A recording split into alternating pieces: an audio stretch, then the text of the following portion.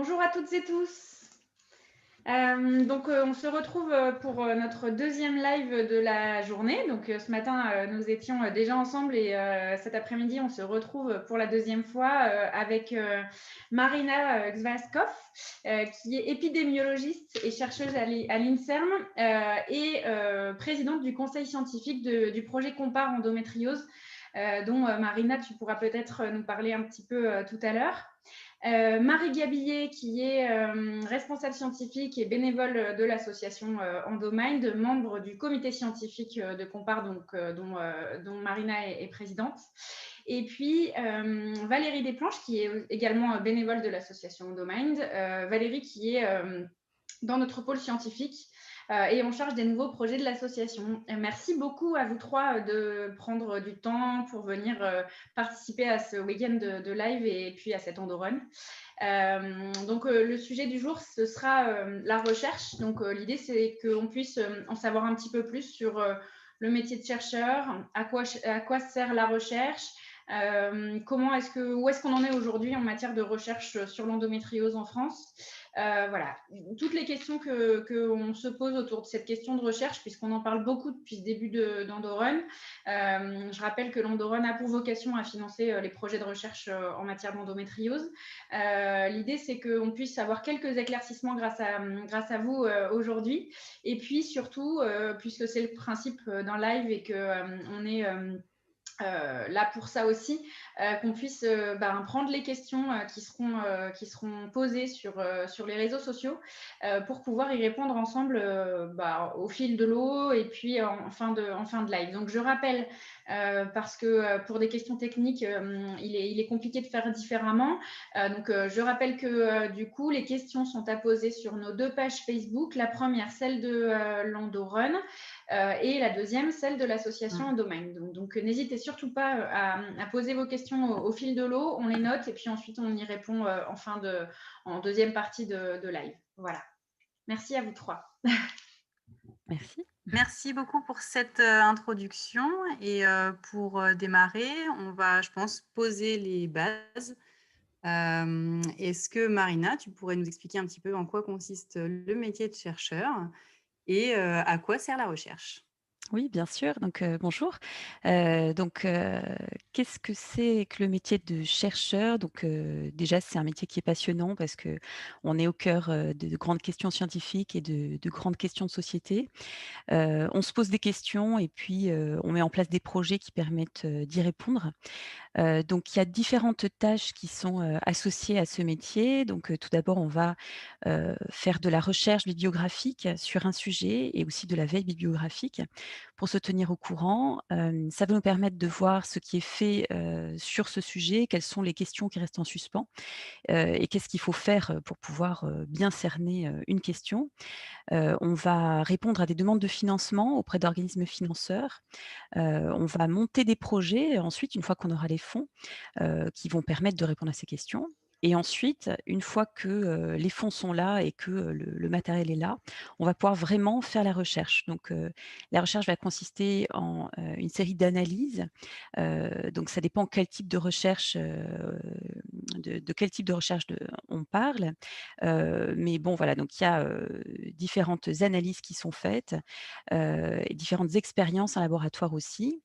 Ensuite, une fois que ces expériences sont faites, on va produire les résultats, les interpréter et les rapporter sous forme d'articles scientifiques ou sous forme de rapports. Et voilà, et ensuite ces résultats peuvent être utilisés. Dans ce métier, on a aussi beaucoup d'encadrement d'étudiants, de postdoctorants, donc encadrement de jeunes chercheurs en formation. On a aussi une partie d'enseignement et puis toute une partie qui est aussi de communication, donc que ce soit en congrès, communication, auprès du grand public aussi, qui fait partie de notre fonction. Et à côté de ça, on a de multiples autres activités, donc activités d'expertise, participation à des groupes de travail ou à des comités. Voilà. Et ce que je peux dire aussi, c'est qu'il y a différents types de recherche. Il y a la recherche qui se fait à l'hôpital, qui est la recherche clinique. Il y a la recherche fondamentale qui est de la recherche qui se pose des grandes questions fondamentales et qui permet enfin, qui couvre plusieurs types de recherches.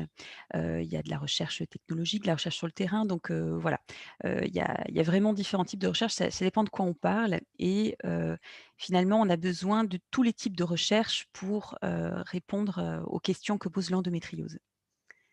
Voilà. Et toi, Marina, peut-être tu peux nous parler aussi de ton type de recherche à toi et quelle chercheuse tu es?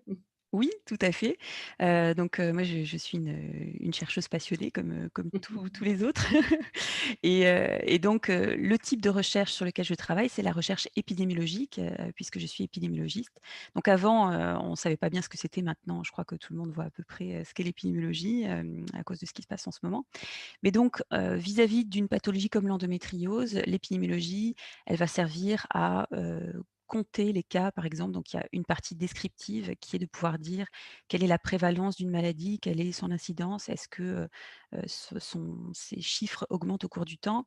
Et il y a une partie aussi, d'identification de facteurs de risque. Donc voilà, c'est une partie de la recherche, qui est analytique et qui permet de, mieux comprendre les causes d'une pathologie. Et puis l'épidémiologie va aussi servir à, comprendre quelles sont les conséquences à long terme d'une pathologie. Donc voilà pour quelques missions de l'épidémiologie.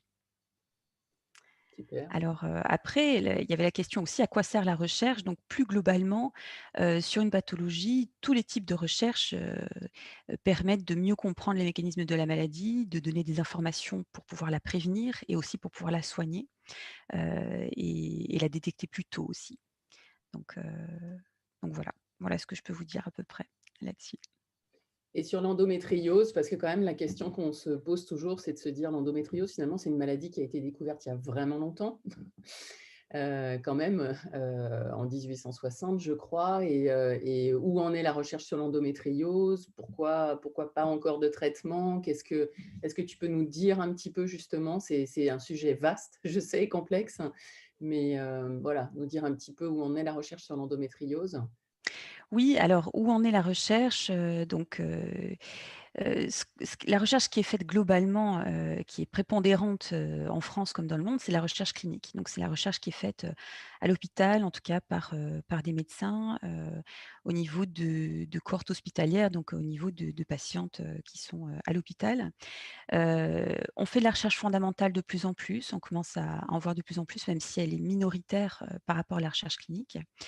Quand on regarde le nombre de publications, qui sont sorties sur l'endométriose au cours des dernières années, on voit qu'il y a vraiment eu un décollement, dans les années 2000. Donc depuis les années 2000, il y a beaucoup plus de recherche qui est faite et il s'est vraiment passé quelque chose dans les années 2010. En fait, depuis les 10 dernières années, on a beaucoup plus de recherches, qui sont faites sur la maladie et donc pour ça, je crois qu'on peut, vraiment, applaudir le travail des associations de patientes, telles qu'Endomaine parce que, je pense que vous avez fait un travail qui est formidable pour sensibiliser à la maladie et y compris dans le monde de la recherche, ça a eu un retentissement important.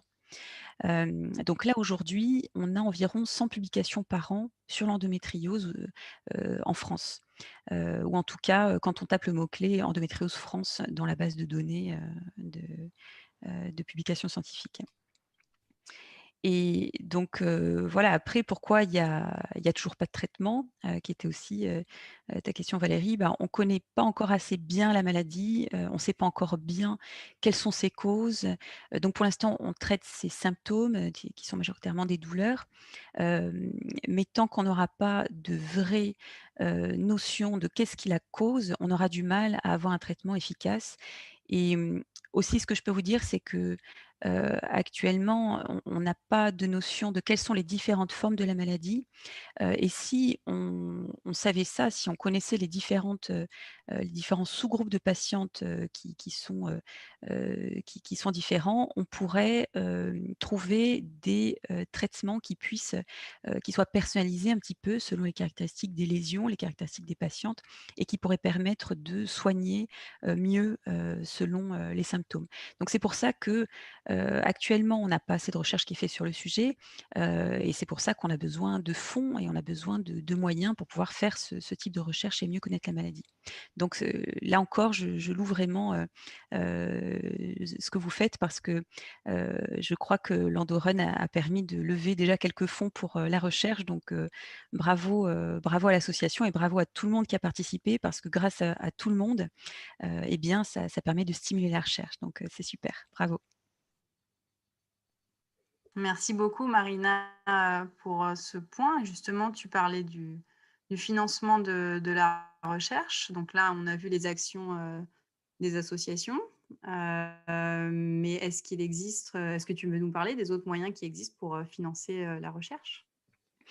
Oui, alors les moyens qui existent pour financer la recherche sur l'endométriose, donc comme la recherche est majoritairement clinique, elle va être financée surtout par le ministère de la Santé, par ce qu'on appelle les programmes hospitaliers de recherche clinique qui émanent de la Direction générale de l'offre de soins. Voilà, ça c'est vraiment le schéma de financement qui finance la majorité de la recherche sur l'endométriose parce que c'est au niveau de la recherche clinique. Donc il y a aussi des financeurs privés qui vont pouvoir financer cette recherche-là. Et après, en termes de recherche fondamentale, il y a différents organismes de financement. Donc il n'y a rien de spécifique à la santé des femmes ou à l'endométriose en général. Mais il y a des programmes généralistes qui permettent de financer un petit peu la recherche. Donc il y a l'Agence nationale pour la recherche, l'ANR, que tous les chercheurs connaissent parce que en fait, c'est vraiment l'organisme global qui permet de financer la recherche. Et puis, à côté de ça, il y a des fondations, donc la Fondation de France, la Fondation pour la recherche médicale, qui peuvent financer aussi un petit peu. Mais on n'a vraiment pas d'opportunité de financement spécifique de la maladie et c'est vrai que ça manque. Et après, donc nous, on a un plan d'action national qui a été lancé l'année dernière par Agnès Buzyn, qui parle surtout de diagnostic, d'information, de formation. Mais il faut savoir que dans des pays comme l'Australie, il y a eu un plan d'action national qui inclut un financement qui émane du gouvernement avec 10 millions d'euros australiens, 10 millions de dollars, pardon, excusez-moi, euros australiens, 10 millions de dollars australiens qui sont consacrés à la recherche sur l'endométriose sur 10 ans. Et donc, voilà, enfin ça c'est super de pouvoir de pouvoir avoir un budget qui est alloué comme ça.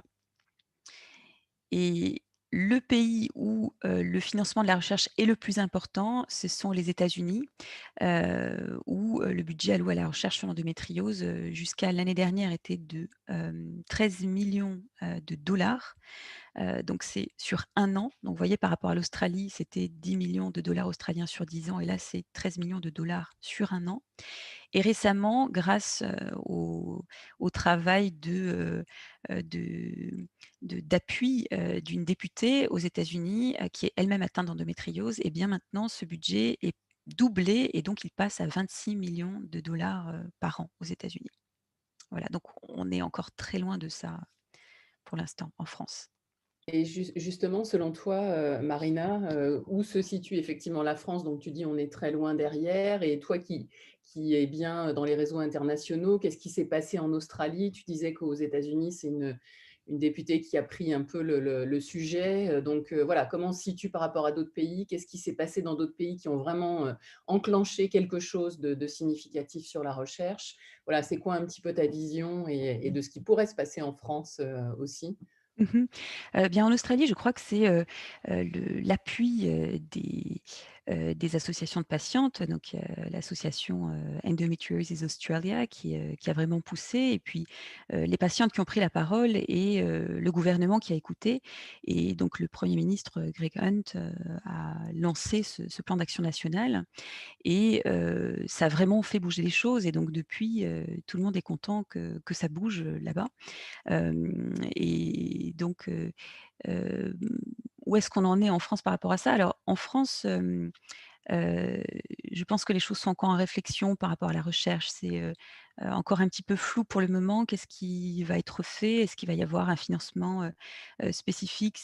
Pour l'instant, c'est pas sûr du tout. Par contre, donc pour l'instant, on n'a pas vraiment de visibilité sur, les chiffres, parce qu'aux États-Unis et en Australie, il y a un budget qui est dédié. Là, comme on n'en a pas, en fait, pour pouvoir avoir un chiffre précis, il faudrait faire un inventaire, au niveau des archives, des PHRC, par exemple, donc sur le site du ministère de la Santé, de regarder un petit peu sur les sites de toutes les fondations pour faire ce calcul. Mais bon, voilà, en tout cas, comme on n'a pas de budget dédié, et et qu'il y a beaucoup moins d'opportunités de financement, on en est certainement assez loin.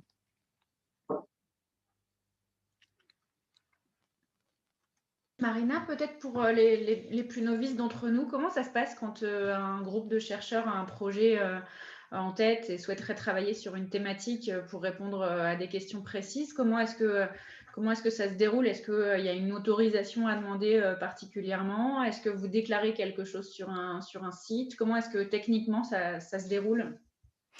Alors techniquement, donc je peux surtout vous parler de l'épidémiologie. En épidémiologie, on travaille, sur, la santé des populations. Donc on doit travailler avec, des données populationnelles. Donc soit on travaille sur, des études, existantes, de patientes ou bien, de cohortes en population. Parce qu'il y a des études qui, incluent des personnes qui sont dans la population générale et qui, sont d'accord pour donner de leur temps à la recherche, en répondant à des questionnaires. Et donc, soit on travaille sur une cohorte existante et à ce moment-là, il y a des accords éthiques qui couvrent la recherche, soit on commence un projet de novo et à ce moment-là, donc il y a, d'abord, comme je disais tout à l'heure, toute une partie, montage de projet, demande de financement et puis une fois que le financement est accordé, une grosse partie aussi de demande d'accord éthique. Donc on demande l'autorisation, à des comités, de protection des personnes qui vont s'assurer que la recherche qu'on fait sur, la personne humaine, est dans le respect de la confidentialité, le respect de l'éthique. Donc ça, c'est très important, l'intégrité, et l'éthique, au niveau scientifique. Et voilà, et donc tout ça, ça prend énormément de temps. Mais une fois qu'on a passé toutes ces étapes-là, enfin finalement le plus dur quand même, c'est de récolter des fonds. Et une fois qu'on a des fonds, là, on peut faire plein de choses merveilleuses. Mais c'est finalement, voilà, ça la plus grosse partie, on va dire. Et d'ailleurs, les chercheurs passent énormément de temps à chercher de l'argent. C'est ouais, je dirais, presque, ouais, un tiers du temps, quoi. Ça nous prend beaucoup de temps. Du coup, en termes d'ordre de grandeur, parce qu'on voit que on essaye par cet événement de récolter des fonds, un projet de recherche, j'imagine que c'est très très variable, mais quels sont les ordres de grandeur pour qu'on se rende compte? Parce qu'effectivement, toujours de la place de novice, c'est un peu compliqué d'évaluer combien est-ce qu'on a besoin d'allouer à un projet de recherche. Alors, ça dépend du type de projet, ça dépend du type de matériel dont Oui. on a besoin, mais en fait, on va dire qu'il y a des appels à projets avec, un montant maximum de, 200 000 – 300 000 € par projet. On peut commencer à faire un bon projet à 500 000, 600 000 €. D'accord. Et puis après, il y a des appels à projets où là, c'est plus important. Les appels à projets européens où là, on est à 1,5 million, 2 millions d'euros sur 5 ans. À chaque fois, c'est sur un nombre d'années particulier. Donc là, ce D'accord. que je vous disais avant, c'est généralement sur 3 ans, parce que, le temps de faire un projet, de faire, les analyses et puis de produire le résultat, ça prend généralement, autour de ça, autour de 3 années. Donc voilà, ça dépend, mais tout mon temps finalement permet de faire des choses parce que, après une fois qu'on a le matériel qui est là, et qu'on peut faire de la recherche, on peut aussi travailler avec, des étudiants, donc des étudiants en thèse, un projet, d'étudiant en thèse, ça coûte 100 000 € sur 3 ans, et donc voilà, on peut travailler aussi avec des jeunes chercheurs. Merci. Et Marina, là, tu disais que ces 10 dernières années, là, la recherche en France, en tout cas, ça a plutôt décollé. Enfin, tu vois beaucoup plus d'études sortir. Tu parlais de 100 publications par an.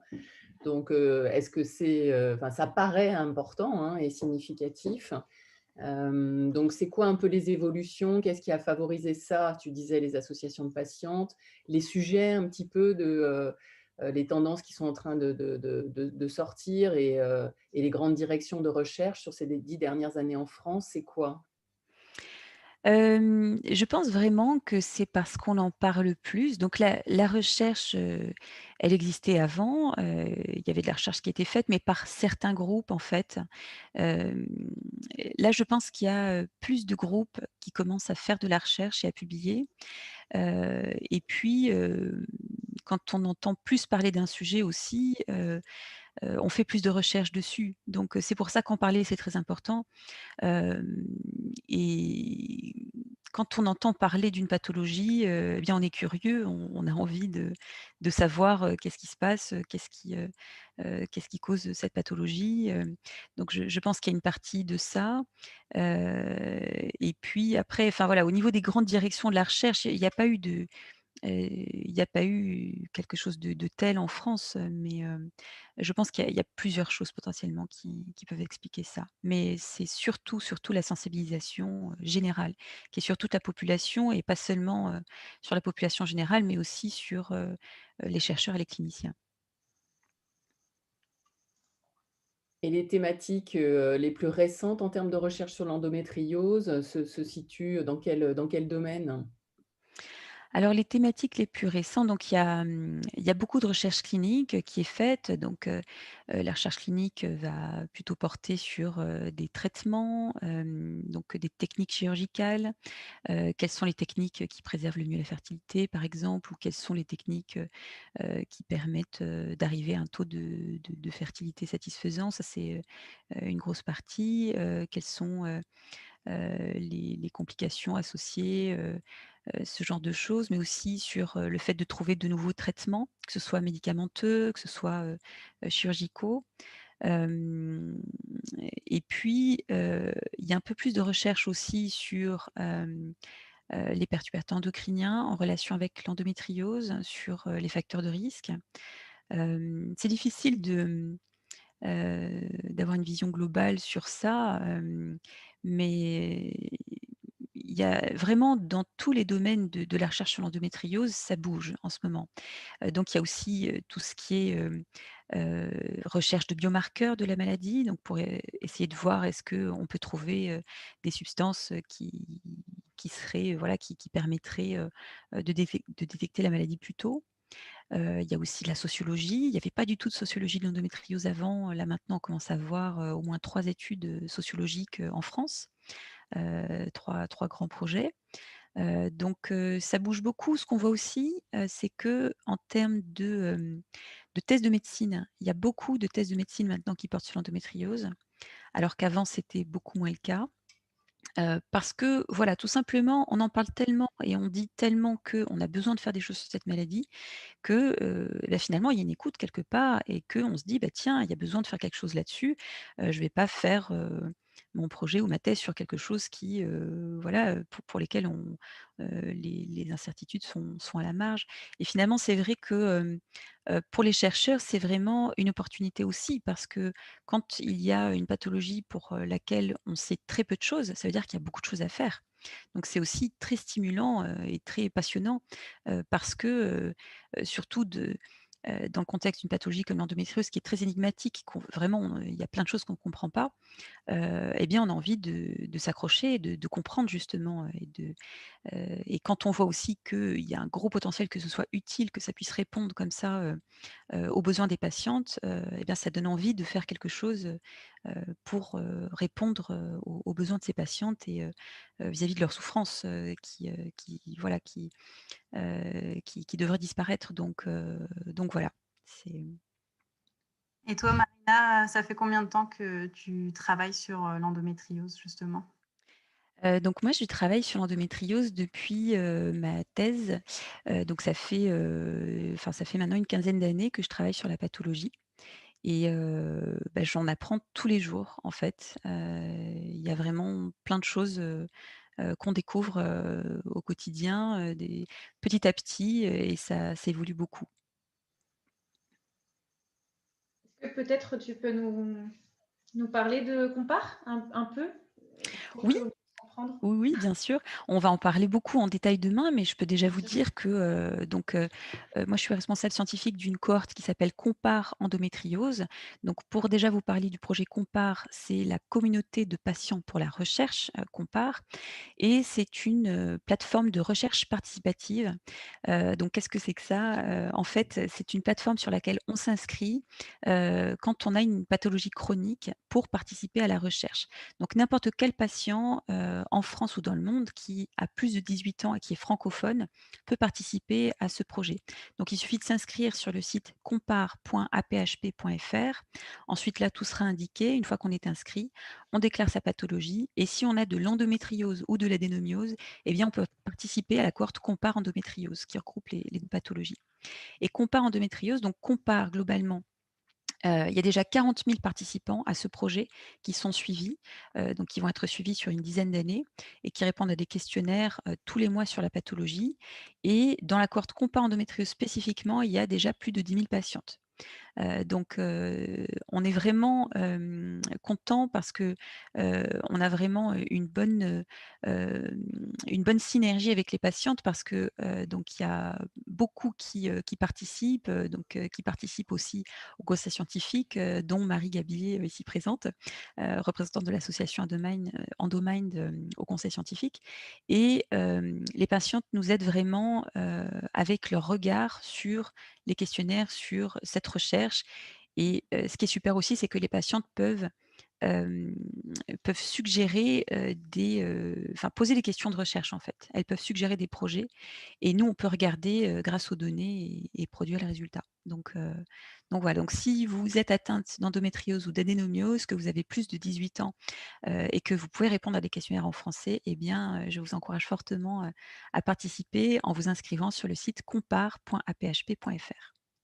Du coup, merci Marie-Laure. On remettra le lien. Et puis, pour avoir encore plus d'informations sur ce projet de recherche spécifique, rendez-vous demain, puisqu'il y aura un live à nouveau avec toi à 13h30 pour en dire beaucoup plus. Merci pour cette précision.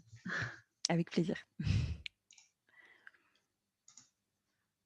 Est-ce qu'on a des questions peut-être Oui, tout à fait, Nathalie. On a des questions qui se bousculent un peu sur la page de l'Indoran. On a Maëva qui nous pose la question, est-ce que l'apparition de l'endométriose peut être due à un choc émotionnel, un choc de vie? C'est quelque chose qu'on entend beaucoup dans un contexte anecdotique. D'abord, c'est que beaucoup de médecins, beaucoup de professionnels de santé qui sont en contact avec les patientes disent qu'ils notent quelque chose justement vis-à-vis de ça. Ce que la recherche dit jusqu'à présent, donc il n'y a pas beaucoup d'études qui ont été faites sur le sujet. Il y a eu 2-3 études qui montrent que le risque d'endométriose est augmenté chez les personnes qui ont subi des violences dans leur enfance, donc des violences physiques et ou sexuelles. Le risque augmentant quand c'est les 2 types de violences. Donc le risque n'augmente pas non plus, il n'est pas non plus doublé, mais il augmente entre 30 et 80% en fonction du type de violence. Donc peut-être, il semblerait qu'il puisse y avoir un lien, et ça demandera à être davantage étudié encore. Et on a une autre question d'Alexia qui, elle, se pose des questions un peu plus sur le travail de recherche, à savoir, est-ce que la recherche est plus axée sur le traitement potentiel ou est-ce que c'est un mixte traitement origine de la maladie? Alors c'est un petit peu tout à la fois, c'est-à-dire que, selon leur expertise, il y a des équipes de chercheurs et de cliniciens qui vont travailler sur, différentes sphères de la maladie. Les cliniciens vont travailler principalement en recherche clinique. donc qui vont travailler principalement sur soit les traitements ou soit ce qui a trait au suivi et au traitement des patientes. Mais il y a aussi la recherche fondamentale qui va viser vraiment à essayer de comprendre les causes et de comprendre la physiopathologie de la maladie, de comprendre ses mécanismes, comment elle se développe et pourquoi. Donc il y a vraiment tout type de recherche qui peut être faite, qui peut être fait sur la maladie et c'est assez divers ce qui existe actuellement. Donc c'est très bien. Marina, pour rebondir sur cette question, effectivement, je pense que pour trouver un traitement à la maladie, il faut mieux la comprendre, en fait. Donc, c'est pour ça que les choses sont vraiment très liées, en fait. Si on comprend le mécanisme, on pourra mieux savoir comment la traiter, en fait. Exactement, Ouais. exactement. Oui. Donc, en résumé, on a besoin de plus de projets de recherche, de plus de chercheurs et de plus d'argent, finalement. C'est ça, exactement. Exactement, parce que finalement, si on avait plus de fonds pour la recherche, donc soit les équipes qui travaillent actuellement sur l'endométriose pourraient faire plus de projets, donc il y aurait plus de recherches qui pourraient se faire de ce point de vue-là. Et puis aussi, ce qui se passe, c'est que si on a des fonds qui sont alloués à l'étude d'une pathologie, eh bien, il y a aussi des chercheurs qui ne travaillaient pas forcément là-dessus, qui vont faire des demandes de financement parce que, en fait, les chercheurs sont complètement tributaires des appels à projets qui existent. Donc, s'il y a des appels à projets sur l'endométriose, il y aura plus de chercheurs qui feront de la recherche sur l'endométriose et donc il y aura plus de recherche. Donc, c'est pour ça que stimuler la recherche est très important pour stimuler les connaissances sur la maladie et aussi pour donc tout ce qui est comprendre ses causes, trouver un traitement et puis faire en sorte que les patientes puissent vivre mieux avec leur maladie et être soignées de manière la plus efficace possible. Mais on espère que, en tout cas, l'Andorun va y contribuer, même si on a bien conscience que c'est des gouttes d'eau qu'on amène, mais des gouttes d'eau qui sont vraiment très importantes. Donc, Oui, tout à fait. voilà, on continuera en tout cas, et on est ravis en tout cas déjà que cette édition qui s'annonçait quand même pas très facile à organiser, finalement rencontre un succès. Donc, encore merci à tous les participants de l'Andorun. Je ne sais pas s'il y a encore des questions ou si, Marina, tu avais d'autres choses à nous communiquer éventuellement. On a peut-être, je ne sais pas si on peut l'aborder dans ce cadre-là, on a parlé beaucoup ces derniers temps des questions de l'origine de l'endométriose, comment elle s'installe, comment les lésions d'endométriose viennent se greffer sur les organes, etc., etc. Est-ce que toi, tu as creusé un petit peu cette question, suivi un petit peu les définitions de la maladie en France et puis à l'étranger? Oui, alors c'est vrai que traditionnellement, la maladie se définissait par la présence de tissus de l'endomètre en dehors de la cavité utérine. Donc on disait, jusqu'à il y a encore peu que, l'endométriose, c'était de l'endomètre qui se baladait, dans la cavité pelvienne. Depuis peu, on utilise une définition un petit peu différente. On dit que, c'est du tissu qui ressemble à de l'endomètre parce que, de plus en plus d'études montrent que ce tissu, des lésions, est différent. Il a des propriétés différentes, il ne se comporte pas de la même façon et donc on se dit que c'est, certainement pas tout à fait juste de dire que c'est du tissu endométrial. Donc voilà, c'est pour ça que jusqu'à présent, on parlait de tissu endométrial eutopique, qui était le tissu à l'intérieur de l'utérus, qui était dans sa position normale, et de tissu endométrial ectopique, c'est-à-dire qui était à l'extérieur de l'utérus, donc en position anormale. Maintenant, on parle plutôt de tissu endométrial anormal ou de tissu qui ressemble à l'endomètre. Et finalement, voilà, je dirais que ça fait peut-être une dizaine d'années maintenant, et moi-même, avant, j'utilisais cette ancienne définition de la maladie, mais comme vous le voyez, en fait, les choses évoluent tout le temps, en fait. Donc, on fait dans la recherche et dans les sciences de manière générale, on fait avec les données qu'on a à l'instant T et on les met à jour en permanence. Donc voilà, aujourd'hui, on parle de cette définition-là et c'est vrai que ça peut être des implications parce que finalement, si on pense que c'est vraiment que de l'endomètre qui est en situation anormale, ça pourrait faire penser que si on enlève l'utérus, eh bien, on est tranquille avec la maladie. Or, on s'aperçoit que c'est pas toujours le cas, donc il y a certaines patientes qui vont mieux, notamment des patientes qui ont de l'adénomiose qui vont mieux, une fois qu'il y a plus d'utérus, mais c'est pas le cas de toutes les patientes et donc voilà, en recherche et en sciences de manière générale, on prend le plus de précautions possible quand avec les connaissances et surtout quand il y a une part d'incertitude, voilà, on essaye de faire, passer cette incertitude dans les mots et dans les définitions.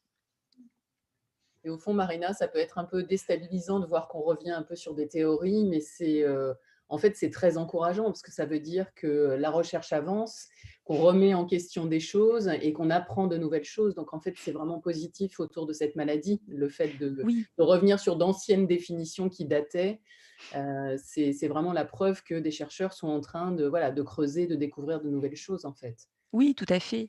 Tout à fait et puis c'est la grande histoire de la recherche parce qu'on est sans cesse, en train de remettre en question, ce qu'on croyait bien établi, et c'est un éternel recommencement et c'est aussi ça qui est passionnant, c'est qu'on n'est jamais complètement sur ses acquis.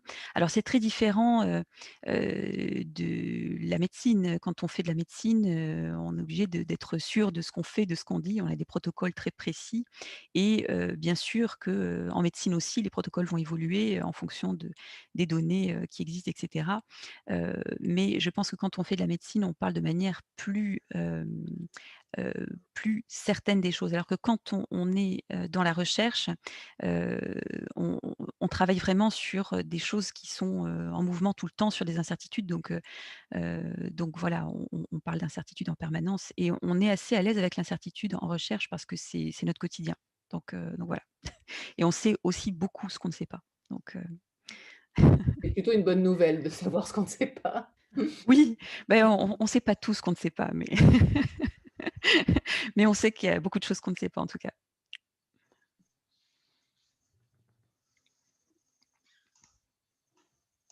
Est-ce que peut-être on a des questions supplémentaires sur les pages Facebook? On a une question alors qui pourrait aussi très bien aller dans le cadre d'autres interventions, mais on a Marina, peut-être question relative à pourquoi l'endométriose diminue la fertilité. Je ne sais pas si quelqu'un peut apporter une réponse à cette question. Bon moi alors je suis pas médecin, hein, je suis chercheuse, mais ce que je peux vous dire sur ce point, c'est que, en fait, tout dépend de l'atteinte, des lésions au niveau de la cavité pelvienne. Il peut y avoir une atteinte, anatomique, ça peut être, aussi du point de vue de la réserve ovarienne, en fonction du degré d'invasion de la maladie. Et puis il peut y avoir des modifications aussi, biologiques, enfin voilà. Mais c'est surtout l'atteinte anatomique, d'après ce que j'ai compris. Merci, merci Sandrine. On vous invite à suivre le live qui sera dédié aux questions d'endométriose et on pourra aborder plus amplement ces questions. À 16h, oui. Alors, Bien, écoutez, je pense qu'on a fait un bon tour de la question. C'est passionnant de t'écouter, Marina, parce que tu es toi-même passionnée. Donc, il faudrait beaucoup plus de Marina aussi pour travailler sur les projets de recherche sur l'endométriose, parce qu'on en a vraiment besoin. On sent effectivement, nous aussi, au niveau de l'association, un intérêt grandissant pour cette question de recherche, hein, évidemment, parce qu'il en manque cruellement. Alors, c'est vrai que moi-même, ayant participé à des groupes de travail pour notamment la mise à jour des recommandations de bonnes pratiques aux professionnels de santé, moi, ce qui m'avait frappé à ce moment-là, c'est qu'on ne pouvait pas faire de recommandations parce qu'il n'y avait pas d'études scientifiques qui apportaient des résultats probants. Donc, les professionnels de santé étaient dans l'incapacité de faire des recommandations qui n'étaient pas basées sur des preuves scientifiques. Donc là, c'est un enjeu qui est énorme. Ce n'est pas uniquement pour comprendre d'où vient l'endométriose, comment elle se développe, etc. Mais c'est toute la prise en charge de la maladie qui est liée à la recherche. Donc c'est vraiment essentiel qu'on puisse développer ça, et on espère que cette petite goutte d'eau qu'on amène avec l'Endorun va permettre d'amplifier ce mouvement et de peut-être provoquer aussi des vocations professionnelles de chercheurs, donc vous serez beaucoup plus nombreux à vous intéresser à ce sujet.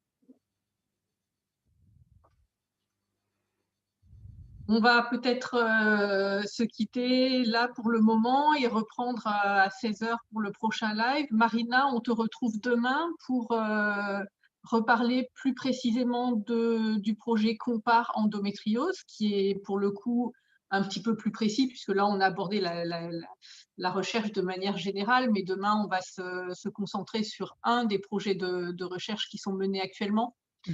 Marina, on se retrouve demain. Avec plaisir. Donc, merci beaucoup. Merci beaucoup. Céline, tu voulais rajouter quelque chose? Oui, je voulais simplement faire le rappel du prochain live qui donc aura lieu à 16h30, où on traitera plus spécifiquement de la question de l'endométriose, questions-réponses. N'hésitez surtout pas à les poser, sur la page Facebook au moment où on démarrera ce live, donc 16h, pardon, en présence du docteur Christine Lévesque de la clinique Axiom à Aix-en-Provence et de Priscilla Saraco, qui est bénévole dans le domaine, mais également patiente experte. Un petit point également, parce que ça devient traditionnel sur les fins de live. Nous sommes à 4092 inscrits, très très proche de passer les 4100 inscrits. Donc n'hésitez pas à vous inscrire également. Il fait a priori un temps radieux partout en France. On a beaucoup de chance. Pardon? Je dis, n'est-ce pas, Gersande, c'est notre Madame Météo. Et du coup, à vous inscrire sur la plateforme d'inscription endorun.org, à prendre des dossards. Vous avez aussi la possibilité de faire un don complémentaire, et on est ravis parce qu'on a dépassé les 11 000 € de dons complémentaires en plus des dossards vendus. Donc, merci mille fois à toutes et tous de vous mobiliser autant sur cet événement qui nous tient énormément à cœur, et pour toutes les raisons qu'on a évoquées aujourd'hui, mais aussi parce que c'est un événement qui amène du positif. Axel nous disait tout à l'heure qu'elle avait besoin de positif, et effectivement, la situation qu'on vit depuis quelques mois est parfois un peu déstabilisante. Je crois que quand on a des bonnes nouvelles à apporter et qu'on peut mettre notre énergie en commun pour faire en sorte que les choses avancent, c'est vraiment très important. Donc, merci mille fois à toutes et tous qui mettaient des petites gouttes d'eau dans le pot commun, parce que on forme une très grande goutte d'eau à nous toutes et tous. Et merci aussi bien entendu aux femmes atteintes d'endométriose, mais également à leurs proches, parce que ça aussi, c'était une des raisons pour lesquelles on a souhaité lancer cet Endorun. C'est aussi une très belle manière de pouvoir permettre aux gens qui sont plus indirectement touchés par l'endométriose de s'investir et d'apporter du soutien et du réconfort aux personnes malades. Voilà. Merci mille fois, Marina, pour ta présence, pour le temps que tu nous as accordé, pour les questions, les réponses auxquelles on a pu, les questions qu'on a pu te poser, les réponses que tu as pu nous apporter. Et merci à vous. Merci, et du coup, à demain. Demain. Marie, merci beaucoup pour cette co-animation. Marion, Gersande pour les questions. Le relais de questions. Et puis, dans l'ombre, on a aussi Jean-Luc et Max qui œuvrent pour qu'on puisse diffuser ces lives sur plein de plateformes en même temps et avoir un auditoire assez large. Donc, merci beaucoup à vous toutes et tous, et on se retrouve à 16h du coup. À tout à l'heure. Au revoir. À tout à l'heure. Au revoir. Merci Marina encore. Merci. Au revoir.